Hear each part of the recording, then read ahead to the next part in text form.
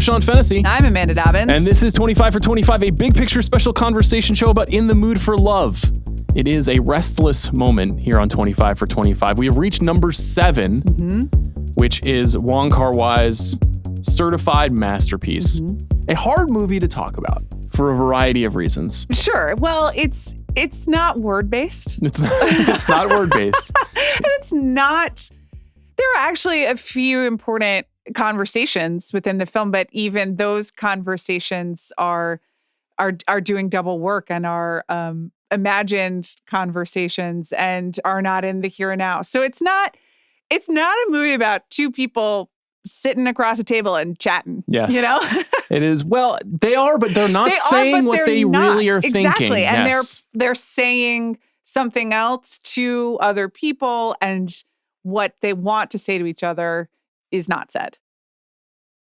This episode is presented by LinkedIn Ads. Sometimes marketing gets wasted on the wrong people. Like if you see an ad for movie-themed dog sweaters when you don't even have a pet. Reach exactly who you need with LinkedIn Ads. With a network of 130 million decision makers, they can help you target by job title, industry, company size, or even skills. It's one of the reasons LinkedIn Ads generates the highest B2B return on ad spend of all online ad networks. Seriously, all of them.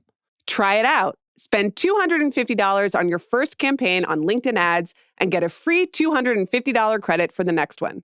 Just go to linkedin.com/thebigpicture. Terms and conditions apply. This film was released in the United States of America in 2001, in March of 2001. It premiered at the Cannes Film Festival. It was pretty quickly declared great, but not at the level that it exists at now in the culture. Wong Kar-wai, the great Hong Kong filmmaker, had been making films for more than a decade by this point. He'd already made a couple of certified classics, Chungking Express among them. This movie simultaneously feels like a perfect representation of what he does, but also quite different, a kind of elevation of style of a lot of the things that he had done. A lot of his movies feel much more sort of like kinetic and messy and faster moving. And this is a very purposeful, intentional, composed movie. One of the most beautifully composed films of this century. It is. Everyone is quite literally framed by a hallway or a doorway or a window or some other transitional space. Yes. It is also produced by Wong. It stars Maggie Cheung and Tony Leung. That's more or less it. Yeah. A handful of other actors are in this film. It's shot in part by Christopher Doyle, the great cinematographer who's best known for his work with Wong, and also Ping Bin Lee when Christopher Doyle just left the movie in the middle of the production, as he is wont to do. So this movie was shot over 15 months, despite a profound lack of dialogue. And it has had such an interesting life in the movies. And it's on this list for a variety of reasons. And we can talk about all of those reasons. But I actually want to start near the end, which is that I think that this is one of the most influential movies ever made. Right. And I want to give you room to talk about Sofia Coppola talking about Wong. And Barry Jenkins has been very open about his admiration. Right. And there is, I think, a generation of, for lack of a better phrase, art house filmmakers who bring a lot of Wong Kar-wai to their work. There is another way in which it is very, very influential, though, and that it makes it very different from the other Wong movies, which is that this movie is very influential on watch and perfume commercials. And there is a kind of tonality, yes, and a reaching for the beautiful image that you see in a lot of advertising. And that's not why it's on this list per se, but it has made a huge imprint on our culture that I think is relatively unacknowledged, because we think of it as film fans, as movie podcasters. It's incredible cinematic achievement. Yeah. But in the world that we live in, I feel this movie all the time. Absolutely. I mean, you may not distinguish between advertising and fashion, and the line goes back and forth, but this is hugely influential in the fashion world as well. But the composition, but really the color. And the two things that stood out to me while we were watching this movie, as I did last night, was, like everyone knows that this is like the color study and the color theory in this movie is out of this world. And I said I saved my bread shirt to wear for this because I was like, oh, I should do it. It looks great. Thank you so much. I did not wear red on purpose. What is today. I don't totally understand what synesthesia is, but this movie gets the closest to it of creating, using the color to actually create physical feeling. To me, it's like, I mean, there are some actual electric colors in it, but this is, we were talking about action action as like fine art filmmaking with Mad Max. Fury Road. I was about to say Mad Max Die Hard with a Vengeance because Chris Ryan lives rent-free in my head. But this is like, this could hang next to a Matisse. You know, this could hang next to like, it's a different type of color from an Ellsworth Kelly, but the things that I respond to in art and often in fashion, like the color like, is what I respond to so much in this movie. So it's hugely influential, right? In what we buy, what we see, what people are telling us it is aesthetically valuable, I guess.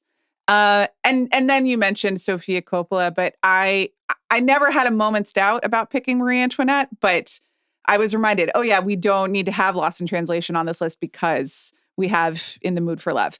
And Sofia Coppola acknowledged that, like, she thanked Wong Kar-wai in her Oscar acceptance speech for Best Screenplay for Lost in Translation. But we can have it all in this particular case because this movie, it's not just like the structure and the transitional two people who don't say what they mean and transitional spaces and like a secret at the end.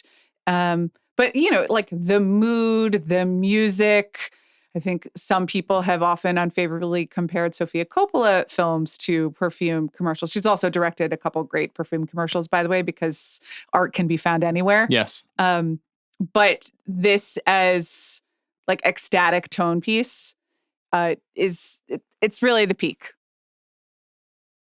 I think it really ripples through filmmaking culture in a very serious way. And, you know, this is perhaps the great romantic movie of the century as well. We've talked about a couple of them here in these conversations, but this is one that, because it's effectively unrequited, you know, that there's no consummation, I should say. That it creates a sense of longing that I think is very present in contemporary culture. Sure. I think that because people experience their life through screens more now, this feeling of I can't have what I want is very resonant. And that's obviously, this is a film, you know, set in Hong Kong in 1962. Two married people come to move into the same apartment complex, and they essentially live next door to each other. And they both have traveling spouses. And the revelation of the film is that these two people who are at this kind of interesting, I guess they're in their late 30s maybe in this movie, Maggie Cheung and Tony Leung. I would say mid. Okay, mid 30s maybe. Yeah. Maggie Cheung is eternal. Yeah. And we will get to her in a moment. But you know, Wong was in his early 40s when he made this movie. And I think that's relevant. I think people reach a certain phase of their life, a certain age in their life, and they start reflecting on, do I have the things that I really want? Am I really happy? Right. Where is my partner tonight? Why are they not home with me? And so the film, while it could seem, I think, if you're not a foreign film fan or if you're not a cinephile, a movie like this could feel difficult to penetrate, right? To get past, to get into it, because it's a period piece. It's in another language. It is from a filmmaker who you're like, oh, do I have to see all their work beforehand? The movie is, I think, very contained. Yeah. Yeah. And it's not hard to put your arms around if you just think about what's going on in these characters' minds, you know, and why they're feeling the way that they're feeling. Right. Now, that being said, one of the things that I do like about it, and the way that the Wong who shows up in like Days of Being Wild appears in this movie, is there is a little bit of perversion in the movie. Because these two people who find each other and they see that they have a connection. Yeah. And they start spending time together and they kind of start dancing around their feelings for one another. And then Leung's character decides he wants to write a serial about what they discover in their conversations, which is that their partners are not just not present and maybe not just having an affair, but they're having an affair with each other. Yeah. And that he wants to write this serial about them having their affair, that's very Hitchcock. Yeah. You know, that's a little kinky and a little weird and a little bit of like what a stifled man does to process his troubled feelings rather than just like taking them out on a woman by ravishing her with his love. Like, this character doesn't know how to do that. Yeah. He knows how to like sit quietly and write while a woman observes him and they talk about story structure. Right. And That's really interesting. This isn't like some stuffy period piece. It's a little strange. I mean, excuse me, don't be stuffy period piece, because what I do, this does have, this understands all the emotions that are boiling beneath the surface and are restrained or repressed in all of those Your beloved movies. Victorian dramas. Yeah, yes. well, they're not Victorian. Those are it's Tudor dramas. like Edwardian. Okay? Edwardian. Just okay, relax. got it. And Merchant Ivory would be A like ahead of Mandanian? it. What would you call it? What is your era called? I guess A Mandanian, yeah. no, because that sounds too much like whatever Natalie Portman's character in the Queen Amidala. Yeah. Let's Padme? Yeah, Yeah. sure. Yeah. Padme. We'll go with that. But when they're doing what is effectively role playing, they have many rehearsed conversations where they're talking about how they would speak to their spouse or confront their spouse or and I mean, it's role playing. There's actual kink in that as well. There is. So it's messed up. It also is quite sad. It really struck me on this rewatch, and maybe it's just the age in my life. Like these people are coming to this relationship from not just like an inability to access their emotions for each other, but they're completely cut off from their spouses and from the world. There are so many shots of these people alone in like small rooms. Being quiet. And the framing so often goes to emphasize just like how small their lives are. Mm-hmm. And so they have these feelings for each other, but they can't express them. And the feelings are born out of like such like loneliness and sadness that I'm like, is this even, I mean, it is romantic, but it is also, what is the nature of they this just romance? Need something, right? Yeah. It's tough. It's tough stuff. Yeah. It's obviously being counteracted by two of the most beautiful screen stars of all time. And even like, I think like early 30s, probably. I think we're really flattering ourselves. Like I know, but both of those actors were making movies in the 80s, definitely. But Tony Wong was in movies in like 1985. But like, spoiler alert, I guess there's a young son at the end of the movie that would indicate that we're sort of like early to mid 30s. There are a lot of images in this movie of characters not talking. Yeah. Which is very the opposite of what you expect from a Hollywood production. Right. Especially Hollywood television. The camera never looks at a person that doesn't talk. The camera never looks for a reaction. This is a movie of like quiet, sometimes anguished, but mostly like recessed contemplation. Yeah. And that in and of itself doesn't sound like it would be tremendously cinematic, but when you combine all of these various filmmaking techniques, so you mentioned the color already, and that color manifests in the production design, in the spaces that they are in, especially in Maggie Cheung's Sam's, those dresses, which are just electrifying, some of the most memorable and influential costumes in movie history. And then the music also is a major factor in making you feel a certain way. Right. Yumeji's theme, which plays over and over again in this film, another thing that I think is very influential on watch commercials. Yes. I think you've heard that score from another Japanese film that was made some 10 years earlier, over and over again in various luxury goods commercials. But in this movie, it's used I think as this motif to create this sense of like, here we go again. I'm fucking lonely. Why can't I be loved in this sad and difficult world? And I like the origins that Wong talks about with this film. He's born in the late 50s and he, moved from China to Hong Kong, and he arrived in Hong Kong at a time of kind of great transition in that space where you had a lot of immigrants coming over from the mainland.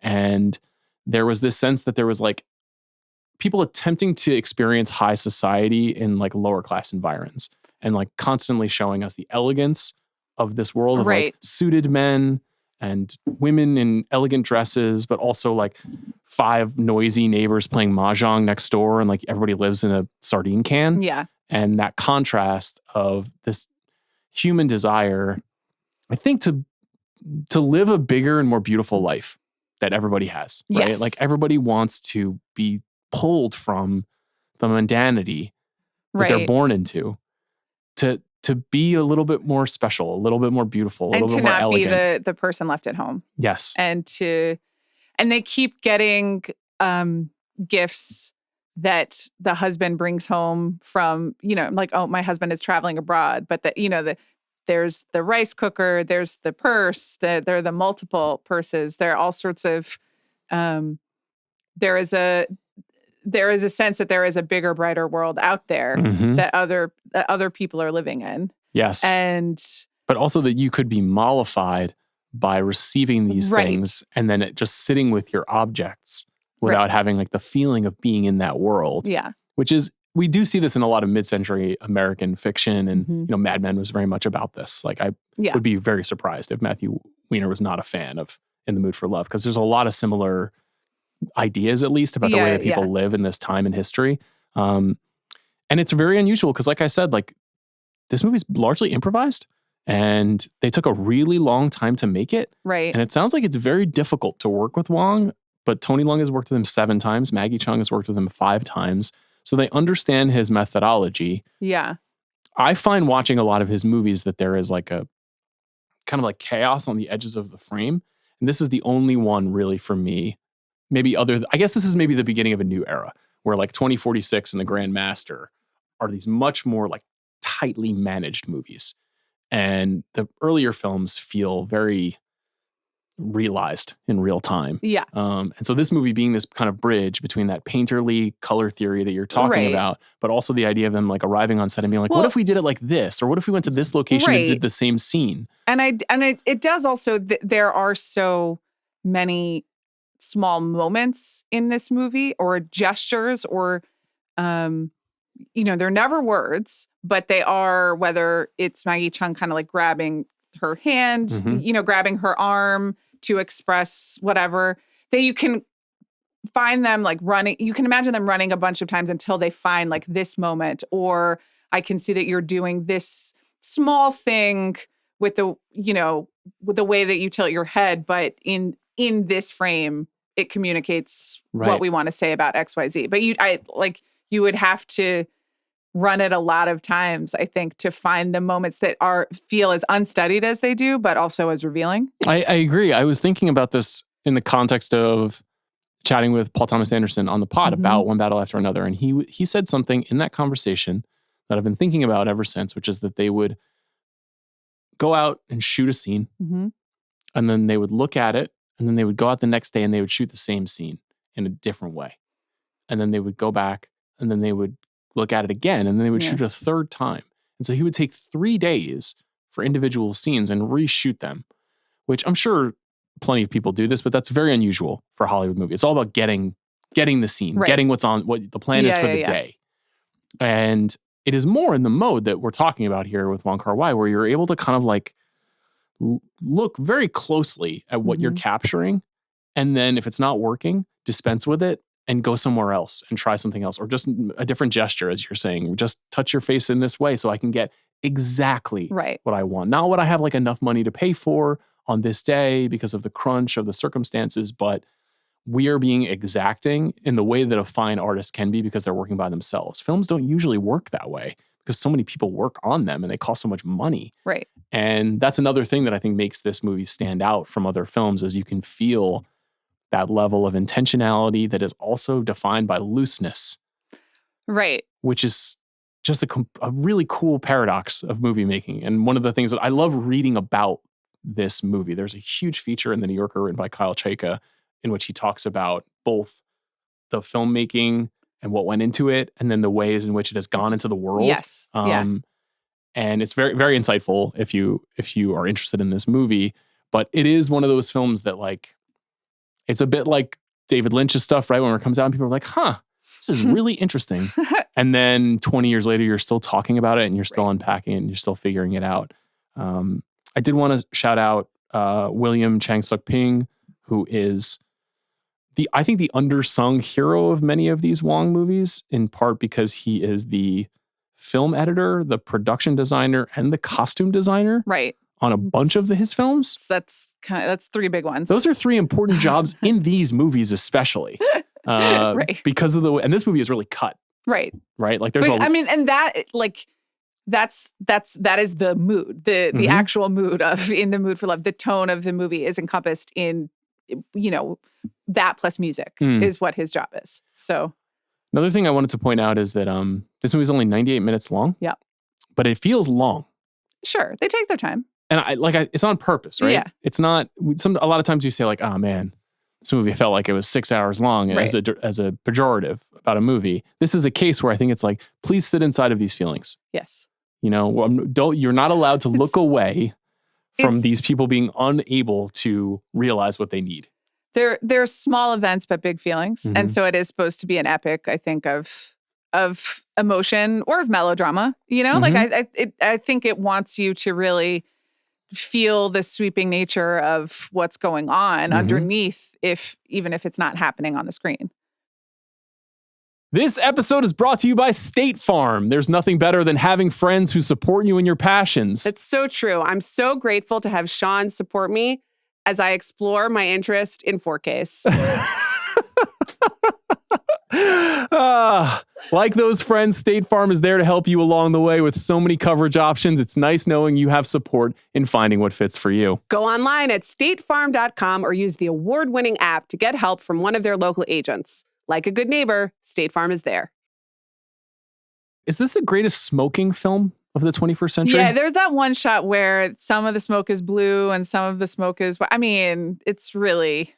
How'd they do that? Yeah, I don't know. Gels on the lights, perhaps?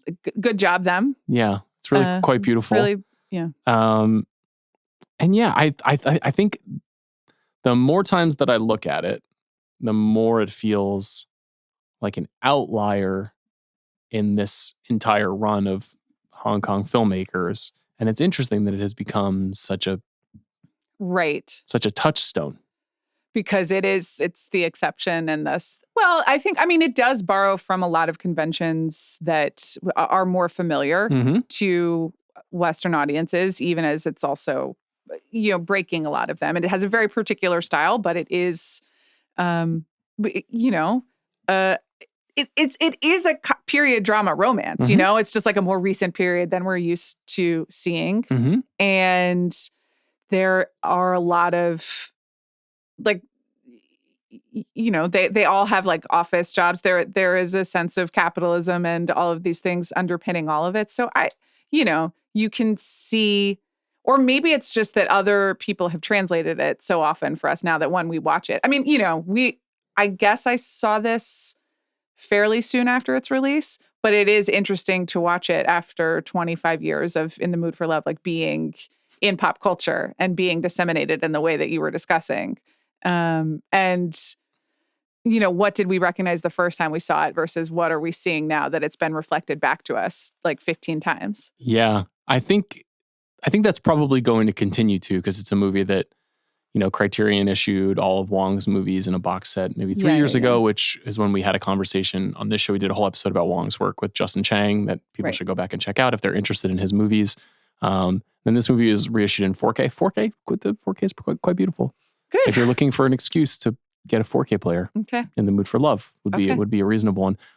Let's talk quickly about Tony Leung and Maggie Cheung. So Maggie Cheung doesn't really work anymore. Right. I don't think she's been in a movie in like 10 years, and she just kind of stepped away. There was a time when she was possibly considered the most beautiful person in movies. Yeah. For a pretty long stretch there. That time between like when she's a hero in like Police Story and The Heroic Trio all the way through Irma Vep, probably. Right. And then you get this movie as a kind of like real, like her like true perfect romantic role. But her and Tony Leung are not really known for movies like this. Like most of their movies are action movies, comedies. Tony Leung, last seen by most American audiences in Shang-Chi. I think he's Shang-Chi's dad. Yeah. He's pretty good in that. And we saw this moment, with Michelle Yeoh, another actress, in a cut from a very similar cloth. She worked with both of these actors many times, having like her grand Hollywood moment with Everything Everywhere All at Once and winning, and then booking like 9 jobs in Hollywood movies after that. And everyone being like, yeah, it is time that we acknowledge Michelle Yeoh. And it did have me thinking about these two actors. There's a handful of other actors who were in Wong's movies, who I came to know and like follow their work to other stuff, but they haven't quite had their like among cinephiles. They're renowned, right. But they're not in like the pantheon of regular folk talking about Hollywood movies. Not that they need to be, but this is obviously an American movie podcast. So I kind of wanted to put a circle around them. And like, I wonder if would there be a time when a filmmaker could convince Maggie Cheung, could Steven Soderbergh convince Maggie Cheung to come out of retirement and make a movie? I mean, that'd be cool. It would be amazing. It would have to be that, right? And I think some of it is just that Michelle Yeoh actually did make Everything Everywhere All at Once with the Daniels. Yes.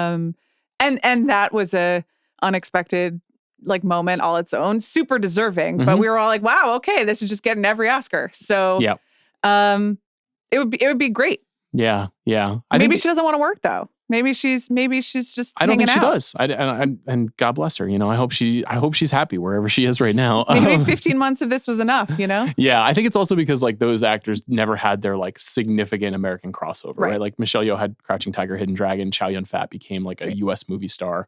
That just never happened for these actors, but they're incredible in this film. Restraint is so important, and in action movies and in comedies, it's the opposite. Like it's like a very expressive acting style. Yeah. You need to be like over the top, and this movie is about stillness. Yes, exactly. And what can you read in the performer's stillness? Right. That is really challenging. So I think they're great. They're amazing in this film.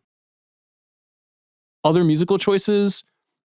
I've listened many times, probably because of this movie, to the Nat King Cole Spanish language album. I know that's probably a weird image, me sitting alone in a room listening to Quizás, Quizás, Quizás. What in what context are you putting it on? Just stark naked, 4:00 in the morning, just sitting quietly, sipping tea. Got it. Cool. Normal. And then all the score in the film, all the music. Music is like a huge part of Wong's style in general, but it's usually something a lot more like energetic. And this is, again, much more restrained. Yes. That's slow-mo. Literally in slow. What do you think of the slow motion in this movie? I expect all of it. Like some of it is so much of it is like traditional and controlled and composed. And then at one point last night, I was like, wait, do I have this on like fast forward for some reason? Because some of the cuts and the subtitles and everything, like as you said, he's playing with pace and tempo and so sure, why not? Like I expect that in this movie and I guess in a Wong Kar-wai movie in general. Yeah, like in Chungking Express, he does the same thing where he's like slowing down and you get that kind of like almost like flashing lights quality to some of the sequences. And he feels comfortable experimenting even in what could be like a pretty traditional staid film format. No shots to your Edwardian. They're dramedies. You like the dramedies, right? I like them all. The comedies of manners. Yes, but I like a good like swooning star-crossed situation. How much do you think the forthcoming Wuthering Heights will be influenced by In the Mood for Love? Emerald Fennell's. You're not going to bait me into that. Like I'm just not. Bait you into what? I will see that. I will see Emerald Fennell's Wuthering Heights. Wuthering Heights? Wuthering. I don't know how we're saying it. Have you had a Werther's before? Werther's Original? Yeah, but that's I don't really care for it. It's an old lady candy. Okay. And what? Are you really into those? Well, just to be pointed about it, my grandfather. Yeah. Edward Fennessey. Oh. He was a fascinating guy, lived a fascinating life. He always had Werther's on him. Yeah. And this is what I'm saying. But it's like not, it's that and then the little candies, the strawberry candies. I like those too. Yeah, with the little jelly center. Yeah. I mean, they're good. What's wrong with old person candy? Anyway, I'll see the Emerald Fennell movie. I support Charlie XCX and everything she does. But I don't know if it's going to be on this level. I don't think so either. The movie also ends magnificently with the Angkor Wat sequence after our two characters have been separated and then a lot of time passes and they move into different stages of their career. There's these, or their life, I should say. They have a series of near misses, where they think they're going to meet or they're going to reunite in some way and it doesn't quite happen. And the film ends with Tony Leung, whispering the secret into the tree. And that's an amazing and really fascinatingly bold choice because it's just a complete contrast to everything that we've seen before. Most of In the Mood for Love is in these kind of darkened nighttime sequences. It's often very rainy. We're seeing characters behind the rain or behind gates or behind these kind of beaded curtains. There's always this sense of like through a doorway. yes, you can't. You're at a distance. There's something between us that we can't break going through. up or downstairs. Yes, all these like visual cues that show us what's going on between these two characters. And then when we see him here, when he visits, this ancient monument, it's wide open. It's daytime. The angle that he shoots him from above is completely different from anything that we've seen previous to this movie. And he whispers the secret into the tree. Now, the secret is like, I was in love with this woman, or is it something deeper than that? Well, I guess we don't know. We don't know. And which, once again, see Lost in Translation. I'm sure that we all have our theories. And it goes back to, is it about her? Is it about his like own failure in life? Is it has he moved on? Is there any contentment in it? I don't know. I guess I don't know if I think it's exactly about her. Maybe it's just a memory of there was this moment that we had and now it's gone. Okay. How much self-knowledge he has versus how much knowledge we're supposed to have about what's going on, I'm not sure. It's a good point. The movie doesn't really psychologize them in that way. We don't get that internal monologue of these characters who are communicating their longing for the most part. His character talks a little bit about what's going on and what he wants to do. Has this been memed, this ending? Where it's like, I secretly think the Blue Jays are much better than the Dodgers, but the baseball media doesn't want you to know that. Okay. All right. That's we're recording this one day after the epic 18-inning World Series game. Yeah. I haven't seen it if it's been memed. Do you feel that would be respectful, or that would be? You do? You think? I think it's the highest compliment you can pay a film is to keep it in the culture. Right, but it's sort of like, do you want this on TikTok? Like, it's because then everyone. Well, I know it is, but and in insulting ways. So okay, and in Chanel No. 5 commercials and in Bulova watch commercials. And, it's like, what could be more degrading than that? Like me making a good meme about baseball with Tony Lung in it. That fucking rocks, there man. You go. Fire it up I'm gonna now. Do it. Okay. What's this movie's legacy? Are you good at making memes? I think that I could be if I devoted myself. You're like Judi Dench in Pride and Prejudice. That's right. That's exactly how I am. The film's legacy. Yeah. Is there anything else about why we chose this film that you wanted to cite? This was a no-brainer. Yeah, we didn't really just debate this one. Really on the list, like immediately. And I don't even think that I thought about replacing Lost in Translation with it when we were doing it. We were sort of secure in our picks independently, but now it makes a lot of sense. Yeah, I'm thinking about his films in general. I mean, my favorite of his movies, this is not my favorite of his movies. My favorite of his movies is probably Chungking Express and maybe Happy Together in second place. Okay. Like those are the two, and Happy Together I think is maybe even more influential on Barry Jenkins. I'd be curious to hear Sofia Coppola talk about Happy Together, which is like another movie about like displacement and longing, queer love story about two people in South America who are not from South America. There's amazing musical cues. Like I think one of the musical cues is Perfidia in Happy Together. Right, it is.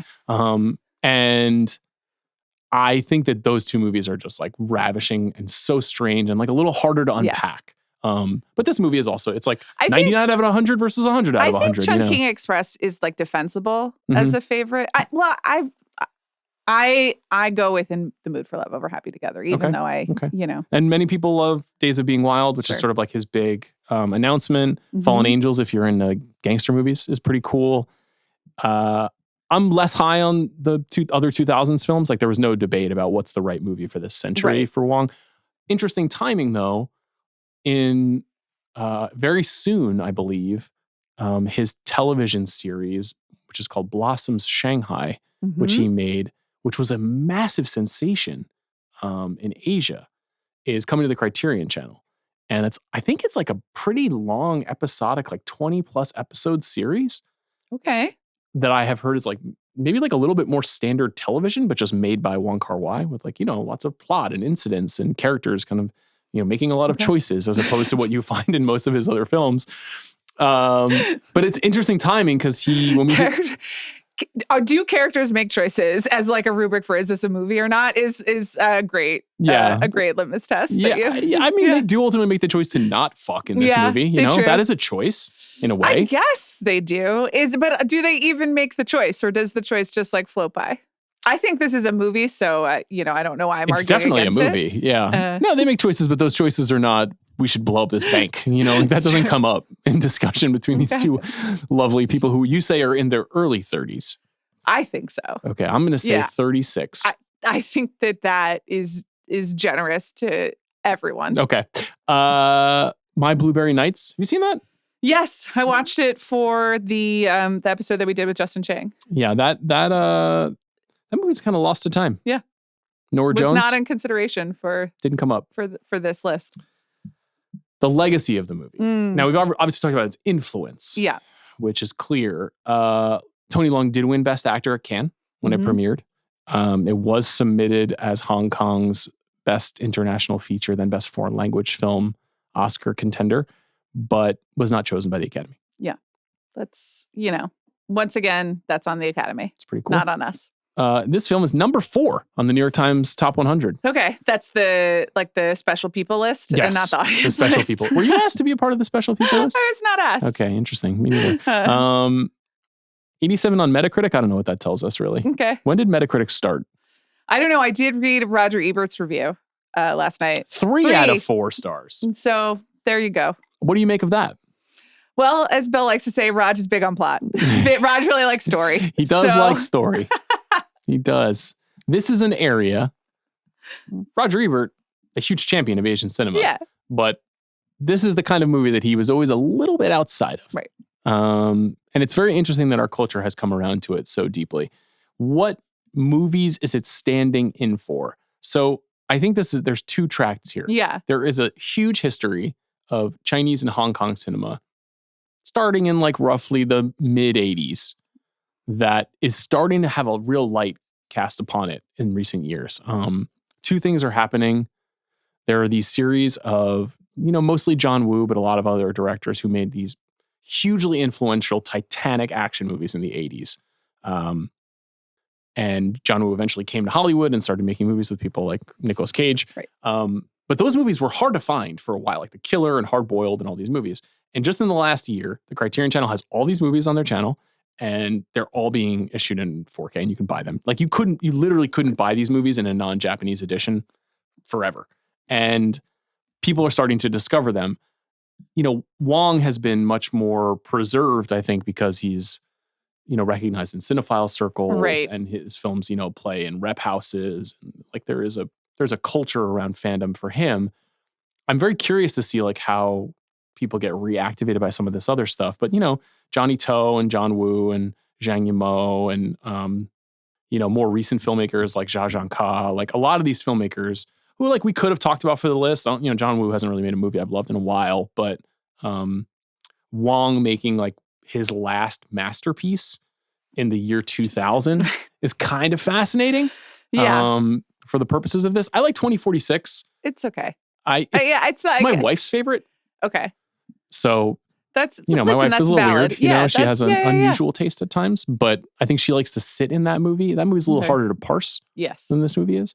And then so that's one track, and then there's like Taiwanese masters too, like Ho Xiaoshen and Edward Yang's Yi Yi is like the number 1 movie that people will be like, how could you not have this movie on the list?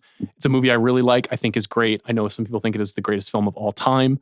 We've never really talked about it on the show. It's not really a part of this show. I recognize its power and its influence. It's another movie that has gotten a huge boost in the last 15 or 20 years, but that's also not on our list. And then there's the romance movies that there are quite a few. Yeah. That I think we could have made a case for. Sure. In the place of this movie or in the place of some other movies. I don't know how much you agree with all of these ones that I listed here. I think they're good. I think most of them were non-starters. Mm-hmm. So, and some of that is for personal preference. Eternal Sunshine of the Spotless Mind is, I think, one that would be on a lot of people's lists. And if it were just you, it might be on the list. It would have been on my list. Yeah. It would have been on my 25. I respect that movie, but it's just never been my bag. So, and Kirsten Dunst is in it. We could have gone 3 for 3. Wow. Yeah. Wow. But spoiler alert, what that else do you have? Spider-Man 2 is not on this list. Nor is Bachelorette? No, not in contention. Well, good movie. It's good.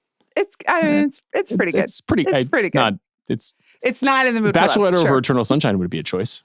Well, it's one I would make. Anyway, Brokeback Mountain is like sort of the obvious one, but yes. like we, like the Academy, have another Asian filmmaker, Ang Lee. You know, right? You're purposefully overlooking this film as a shout out to the Academy. No. What number is Crash on our list? I forget. I was gonna say we like the Academy have once again disrespected Brokeback Mountain. Yeah. I don't know how I feel about this. I haven't rewatched Brokeback Mountain in a while. Yeah. I thought it was brilliant. I loved it when it came out. I was very moved by it. I haven't seen it in a long time. So I guess I never really strongly considered it. Yeah. Also a movie about restraint and it is. It is. They do fuck in that movie though. Well, that is true. Past Lives. Yeah. A movie that obviously hugely influenced by this movie. Yes. Call Me by Your Name. Not so much restraint in that one. Well, not if you're a peach. Portrait of a Lady on Fire. It's a movie I like very much. Me too. And not quite there. Real classic, like 4.5 versus 5-star situation for me. I know that sounds stupid, but it is how I feel. What about 5 stars versus like 5+? No, that doesn't exist. Okay, wait, it can in my book. Okay. Moonlight. Yeah. And Far From Heaven and Carol, the Todd Haynes, Julianne Moore, and then Kate Blanchett. Yes. I don't know. There's no Todd Haynes movie on this list. Todd Haynes. Yeah. Really one of my faves, one of my favorite directors ever. And I think you like him. You like his movies. Yeah, absolutely. I'm turning that over in my mind that he doesn't have a movie on this list. There are a lot of people who don't have movies on this list. I know. As we get closer, a lot and closer. of our favorites, it's like, okay, so no Barry Jenkins movie. Yeah. I'm sorry to say, no Damien Chazelle movie. Wow, you're spoiling that now? No. Okay. Yeah, we're at 7. I mean, I think people are starting to do the math here. That's true. There are some people are still holding on to that I think is funny. Like what? Like Barbie? Yeah. How'd you know? Lost in Translation, it's obviously standing in for, but it is. But she's good. Sophia's taken care of. Yeah, she's fine. Recommended if you like. Yeah. Chungking Express, of course. Yes. He's saying that is the most logical favorite Wong, if it's not this movie. And Chungking Express, you may recall, maybe you don't recall, I was put onto that movie by Quentin Tarantino. Yeah. And that's a big reason why I have such a big Wong fandom and awareness as a 13-year-old which in America, which is very unusual. David Lean's Brief Encounter, I think is a classic. Kind of a hallmark for this movie. I would imagine it's a movie that Wong is referencing at times. It's a beautiful 1940s movie about discontinued love, secret love. The Bridges of Madison County. Yeah. Which is a darn good romance. It is. And not one we talk about very much. We don't. That would be kind of an interesting... 90s romances would be an interesting episode for us because you have a lot of knowledge of those films. I do. And I grew up on them. I'm a little allergic to the romance movie. It has to be really good for me to be into it. Yeah. So I would want to talk about that movie. Same. Mm-hmm. And I think we're getting a lot of not very good ones right now. But yeah, I added English Patient, which another 90s romance. Absolutely. And a little bit also like a thwarted romance set in larger historical context and conflict. A time of great change. Yes, that one is more literal about it, but speaks to the same thing. Okay, 6 more left. Yeah. You feel good? I do. Okay. I like all of the movies that are left. Well, there's one we have to decide. I think there's some potential deal making to be done right now. I've been giving it some thought about. I will share it privately next week with you. Oh, you're not sharing it this week? Nope. Why? I want you to think about what it might be and then come with a counter offer. And you're going to say, I thought you were going to say, and it'll be a great moment. We'll record it and then we won't release it until 2046. Okay. Thank you to our producer, Jack Sanders, for his work on this episode. Later this week, we're talking about Begonia, the new film from Yorgos Lanthimos. And we're going to do the Best Picture Power Rankings for November. And I don't fucking know what's going on. Nor do I. 5 through 10, I have no idea. It could go in many directions right now. It seems very unsettled in a way that hopefully will be interesting to discuss and for people to listen to at home. Well, we'll be chaotic about it regardless. We always are. Thanks, Amanda. Okay, we'll see you soon.